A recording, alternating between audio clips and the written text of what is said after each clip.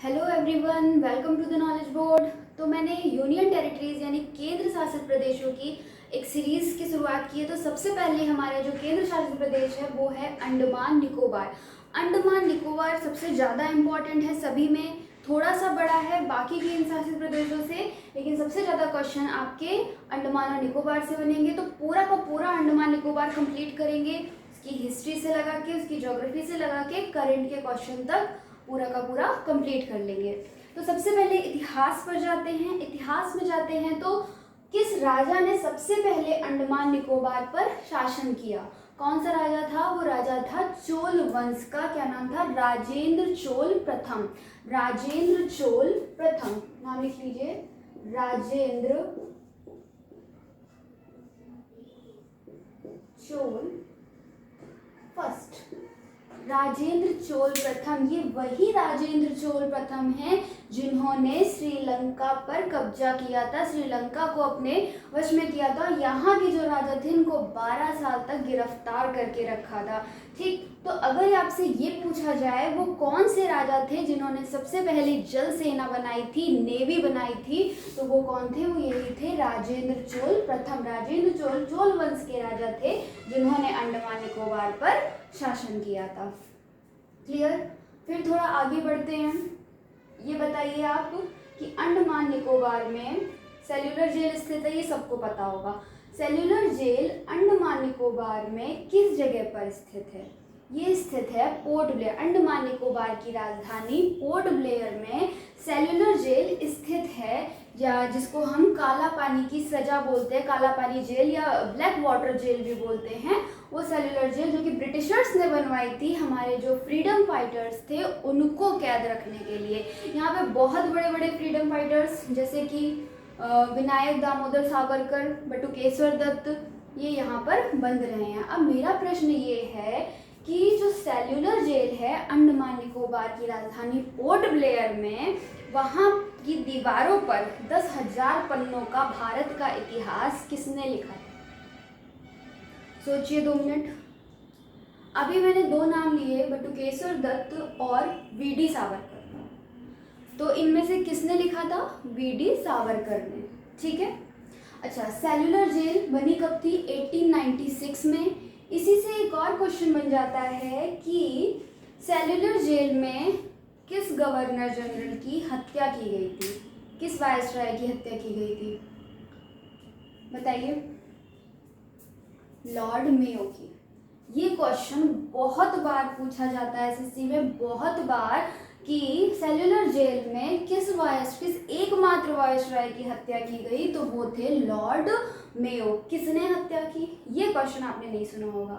ठीक है, ये क्वेश्चन आपने नहीं सुना होगा तो आप कमेंट बॉक्स में सर्च करके बताएं। मैं आपको अभी इसलिए नहीं बता रही क्योंकि आप भूल जाओगे सुन के, लेकिन आप खुद सर्च करोगे, नाम कमेंट बॉक्स में लिखोगे तो आपको नाम याद रहेगा कि किसने लॉर्ड मेयो की हत्या की थी सेल्युलर जेल में। ठीक, तो इतिहास किसने लिखा था 10,000 पन्नों का? वीडी सावरकर ने। चलो ठीक है, तो ये हो गई इतिहास की बातें। अब आते हैं अंडमान निकोबार की भौगोलिक स्थिति पर। ठीक है, तो हमें पता है भारत के उत्तर में कौन सा पर्वत है? हिमालय पर्वत। ठीक, हिमालय पर्वत जब पूर्व में मुड़ जाता है, पूर्व में हिमालय पर्वत मुड़ जाता है, म्यांमार में यही हिमालय पर्वत अराकानियोमा पर्वत के नाम से जाना जाता है, और यही हिमालय अंदर पानी में है और उसका कुछ जो उठा हुआ हिस्सा है, हिमालय का उठा हुआ हिस्सा अंडमान निकोबार है। अंडमान निकोबार द्वीप समूह है। ठीक है। अच्छा, कितने डिस्ट्रिक्ट है इसमें? डिस्ट्रिक्ट टोटल 3 है। अगर हम इसमें जो द्वीप है, हम द्वीपों की बात करें कि टोटल कितने द्वीपों से अंडमान निकोबार मिलकर बना है, तो 572 द्वीपों से मिलकर बना है। अच्छा, तो 572 द्वीपों से मिलकर बना है, तो क्या इन सारे द्वीपों पर लोग रहते हैं? नहीं, सारे द्वीपों पर नहीं रहते हैं, केवल 37 द्वीपों पर लोग निवास करते हैं। केवल 37 हैं जो इनहैबिटेड है। क्लियर? डिस्ट्रिक्ट कितने हैं? टोटल डिस्ट्रिक्ट इसमें कितने हैं?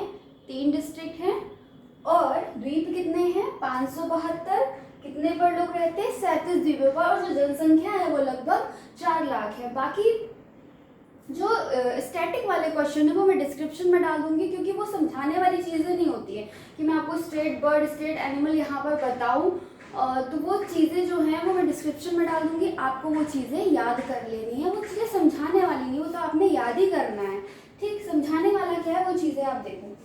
अच्छा, 572 द्वीप, 37 द्वीप जिनमें लोग रहते हैं, तो क्या सारे 37 के 37 द्वीप पढ़ने? नहीं, जो मेजर बड़े बड़े द्वीप हैं हमें वो पढ़ने होते हैं। जैसे जो पहला द्वीप है वो क्या है, इसे क्या बोलते हैं? नॉर्थ अंडमान, फिर मिडिल अंडमान,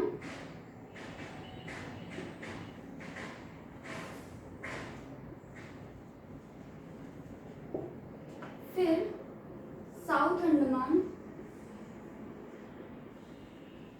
और फिर लिटिल अंडमान। ठीक, यहाँ पर आपका इतना अंडमान खत्म हो गया। ठीक, नीचे वाला पोर्शन क्या है? निकोबार है। नीचे वाला निकोबार है। क्लियर? तो अंडमान में कौन से बड़े बड़े द्वीप हैं? North Andaman, middle Andaman, south Andaman और लिटिल अंडमान।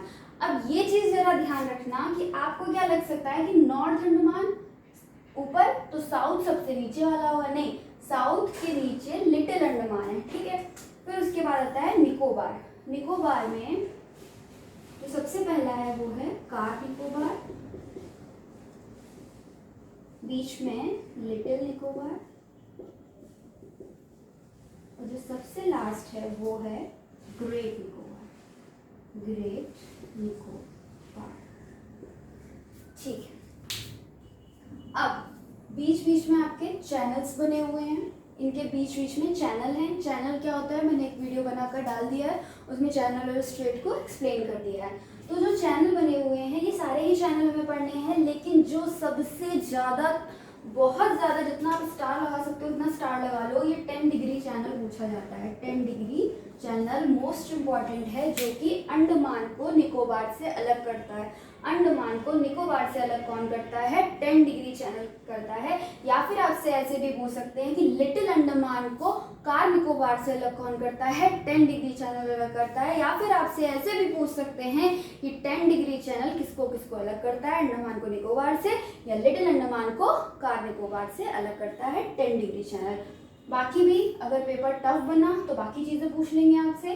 साउथ अंडमान और लिटिल अंडमान को कौन अलग कर रहा है? दक्कन पैसेज। कार निकोबार को लिटिल निकोबार से कौन अलग कर रहा है? Sombrero channel. Then little Nicobar को ग्रेट निकोबार से कौन अलग कर रहा है? Saint George channel. क्लियर? ठीक है, अब कुछ इंपॉर्टेंट चीज़ें जो यहाँ पर हैं उनकी बस हमें लोकेशन और याद करनी है।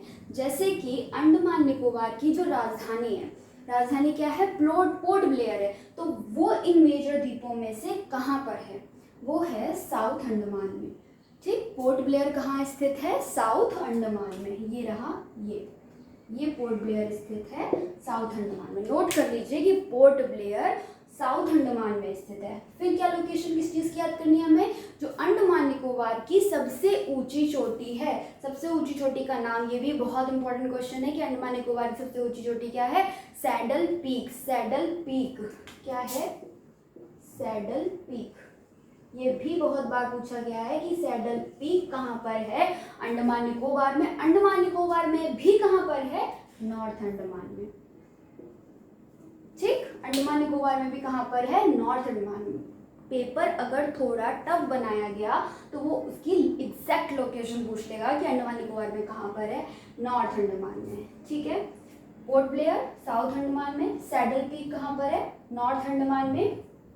फिर मैंने ये बनाया है, ये छोटा सा, ये है नॉर्थ सेंटिलीज द्वीप। नॉर्थ सेंटिलीज द्वीप। नॉर्थ सेंटिलीज द्वीप में क्या है? सेंटिलीज जनजातियां रहती हैं जो कि निग्रो जनजाति है, जिनके बारे में मैंने बताया था कि बहुत ही ज़्यादा खतरनाक जनजातियां हैं ये।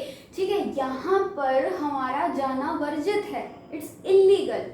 मैंने बताया भी था एक अमेरिकन गया था जिसको इन लोगों ने तीर से, धनुष से मार डाला था। अच्छा इलीगल था तो फिर वो यूएसए वाला पर्सन कैसे चला गया? तो वो इलीगली गया था एक फिशरमैन की मदद से। ठीक, यहाँ पर सेंटिनलीज जनजातियाँ रहती हैं। लोकेशन क्या है? पोर्ट ब्लेयर के पास में। पोर्ट ब्लेयर से आप देखेंगे थोड़ा लगभग 50 किलोमीटर की दूरी पर नॉर्थ सेंटिनलीज आइलैंड है। क्लियर? फिर हमें जानना है यहाँ पर, ये देखिए ये छोटा सा ये जो मार्क बना है ये क्या है? ये है बैरन आइलैंड। बैरन आइलैंड यहाँ पर क्या है? यहाँ पर वॉल्केनो है, बैरन वॉल्केनो, जो कि ना सिर्फ इंडिया का बल्कि पूरे के पूरे साउथ एशिया का सबसे ज़्यादा एक्टिव वॉल्केनो है, सक्रिय ज्वालामुखी है। कौन सा? बैरन ज्वालामुखी, बैरन वॉल्केनो। एक और है नारकोंडम, वो यहाँ पर है। एक नारकोंडम ज्वालामुखी है, वो कहाँ है? इस जगह पर है। ठीक, अच्छा मैंने ऊपर कुछ बनाए हुए हैं, North Preparis Island, South Preparis Island, Coco Island. ये सारे ही म्यांमार के हैं, ये हमारे नहीं है। लेकिन हमारे अंडमान निकोबार के पास में है तो हमें इनकी लोकेशन पता होनी चाहिए। कोको आइलैंड पूछ लिया जाता है कि कोको आइलैंड कहाँ पर, मतलब किसका हिस्सा है, तो वो म्यांमार से संबंधित है। साउथ प्रिपेरिस और नॉर्थ प्रिपेरिस ये दोनों ही भी म्यांमार से संबंधित हैं। चलो अब निकोबार पे आ जाते हैं।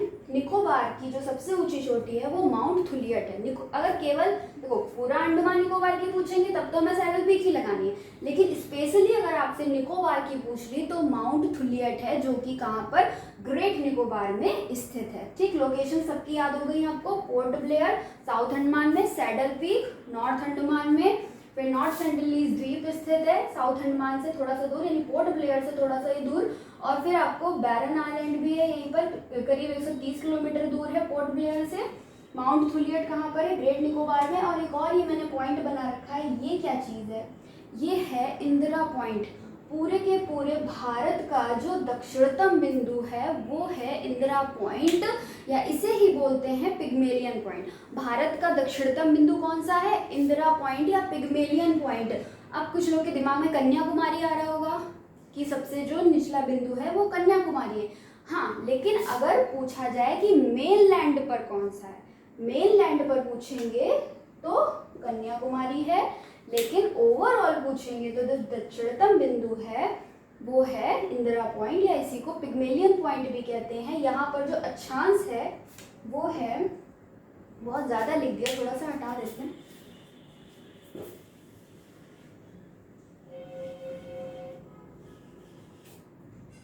यहाँ पर जो अक्षांश है वो है 6 डिग्री 4 मिनट।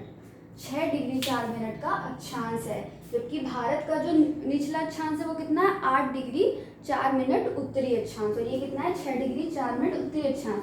अच्छा, आप इसको ऐसे भी जो 10 डिग्री चैनल है ना, इसमें कंफ्यूजन होता है। जैसे मान लीजिए ऑप्शन आया आपके पास 8, 9, 10, 11।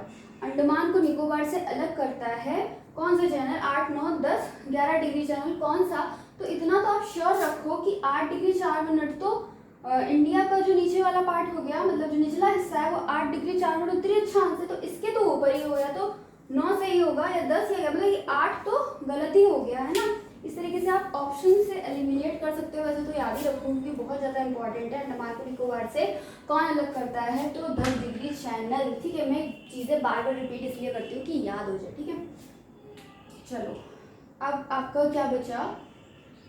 आपका हिस्ट्री हो गई। राजेंद्र चोल प्रथम, वीडी दामोदर सावरकर का नाम याद कर लिया आपने। सेल्युलर जेल में कौन मरा था? लॉर्ड मेयो मरे थे, ये याद हो गया आपको। ज्योग्राफी पूरी देख ली हमने कि ये हिमालय का ही एक हिस्सा है, उठा हुआ भाग है। लोकेशन सारी देख ली हमने। ठीक है, तो अब क्या बच रहा है आपका?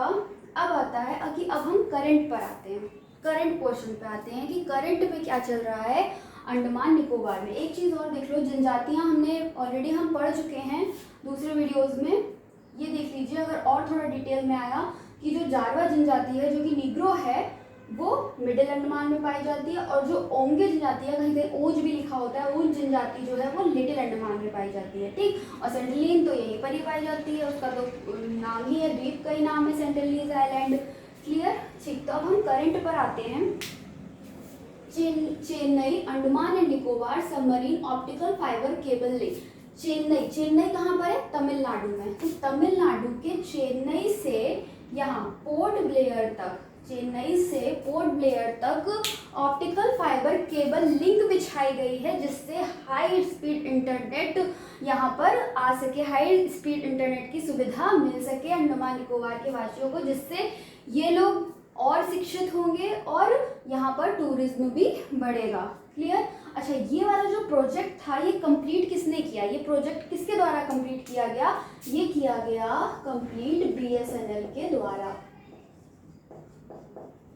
इसका इनॉग्रेशन किसने किया था, अभी हाल में ही नरेंद्र मोदी जी ने किया था वर्चुअल मीटिंग के द्वारा। ठीक है, वर्चुअली किया था। ठीक है, फिर आपका आता है 3 नवल एयरबेस। 3 नवल एयर, अंडमान निकोबार में 3 नवल एयरबेस हैं। एयरबेस का मतलब क्या, जहाँ पर एयरक्राफ्ट डॉक होते हैं, जहाँ पर एयरक्राफ्ट लैंड होते हैं, डिप्लॉय होते हैं, वो होते हैं एयरबेस। तो अच्छा, नेवी को एयरक्राफ्ट की क्या ज़रूरत, तो भाई नेवी के पास भी अपने एयरक्राफ्ट होते हैं, उनके पास भी अपने हेलीकॉप्टर चॉपर होते हैं, क्योंकि उनको पानी जो इतना वास्ट एरिया है उस पर नज़र रखनी होती है, इसके लिए उनके अपने एयरक्राफ्ट होते हैं। उनको डिप्लॉय करने के लिए उनके पास 3 नवल एयरबेस हैं। ये कौन कौन से हैं, INS उत्क्रोश, INS बाज और INS कोहासा। ये तीनों ही आपके करंट के लिए, ये करंट में इम्पॉर्टेंट है तीनों, क्योंकि INS कोहासा तो अभी कमीशन हुआ है।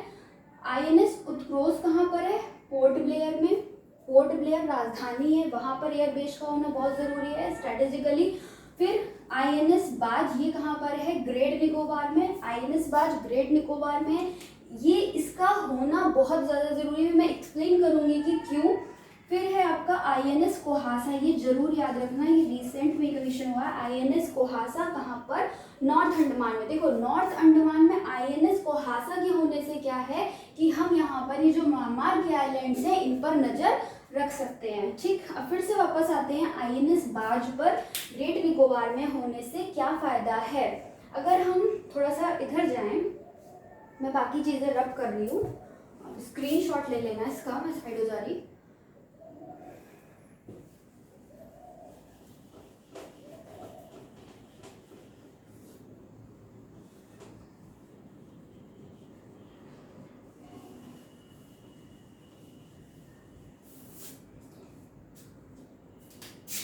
ये इंडिया के बगल में यहाँ पर क्या है, म्यांमार है। फिर इसके नीचे थाईलैंड है। फिर क्या है, मलेशिया है। मलेशिया के नीचे क्या है, सिंगापुर है,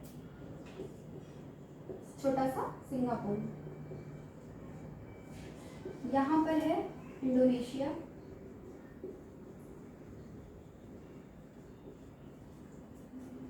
मलेशिया और इंडोनेशिया के बीच में है वाटरवे। इस वाटरवे का क्या नाम है, जो बहुत इम्पोर्टेंट है, ये है मलक्का स्ट्रेट, मलक्का जलडमरू मध्य। ठीक, किसके बीच में है, मलेशिया और इंडोनेशिया के बीच में एक स्ट्रेट है जिसका नाम है मलक्का स्ट्रेट। ये बहुत ज़्यादा इम्पोर्टेंट है और चाइना अपना यहाँ पर एक्सेस करना चाहता है, यहाँ पर अपना अधिकार जमाना चाहता है, सो दैट वो अंडमान सी पर अधिकार कर सके। अभी उसको यहाँ से कुछ मिल नहीं पा रहा है कि कैसे, क्योंकि इंडिया तो आने नहीं देगा चाइना को इस रीजन में, अपनी तरफ से तो वो एंटर करने नहीं देगा, तो उसकी पूरी नज़रें इस वाले पार्ट पर है, इस स्ट्रेट पर हैं। तो हमने जो INS बाज बनाया है जो कि ग्रेट निकोबार में है, तो उसका कारण यही है ताकि हम नज़र रख सके। ये जो पूरी लोकेशन है ये नीचे आएगी, ग्रेट निकोबार से नीचे आएगी, ऐसे नीचे आएगी, ठीक है, ऊपर बढ़ गई नीचे आएगी। तो ग्रेट निकोबार से हम नज़र रख सके किस पे, मलक्का स्ट्रेट पे। तो इसलिए ये सारे एयरबेस बनाए गए हैं ताकि हम अपनी नेवी को अंडमान सागर में मजबूत कर सके। ठीक है, तो पूरा का पूरा अंडमान निकोबार कंप्लीट हो गया है। जो स्टैटिक चीज़ें हैं कि अंडमान निकोबार की स्थापना कब हुई, डिस्ट्रिक्ट कितने, लोकसभा सीट, राज्यसभा सीट, ये सारा डिस्क्रिप्शन में दे दिया जाएगा, तो आप उसको एज इट इज़ याद कर लोगे। बाकी समझाने वाली चीज़ें मैंने सारी समझा दी है। कोई डाउट हो तो आप पूछ सकते हो। अच्छा लगे तो लाइक करें, शेयर करें, सब्सक्राइब करें। Thank you so much.